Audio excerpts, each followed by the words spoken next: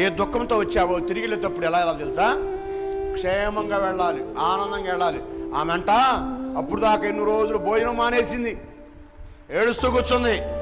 ఇప్పుడు ఏం చేస్తుందంటే ఆమె భోజనం చేయటం నాటి నుండి దుఃఖముగా ఉండటం మాని భోజనం చేయటం ప్రారంభించింది. ఆమె ఇంకెప్పటికీ ఆడలేక ఆమె అన్నా ప్రార్థన ధూపం వలె పరలోకానికి వెళ్ళి ఆ ప్రార్థన అంగీకరించబడింది. కాబట్టి ఆమె దుఃఖాన్ని తొలగించి కన్నీళ్లు బాష్ప బిందులు వాయువు తుడిచివేసే దేవుడు ఆయన. ప్రార్థన చేస్తే నీ ప్రార్థన ధూపం వల్లే పరలోకానికి వెళ్ళాలి. నువ్వు చేసే ప్రతి ప్రార్థన నీ కన్నీటి బొట్టు దేవుడు చూస్తున్నాడు. నీ అన్నా ప్రార్థన విన్నా దేవుడు అన్నా జీవితంలో ఇంకెప్పుడు ఏడవలేదు.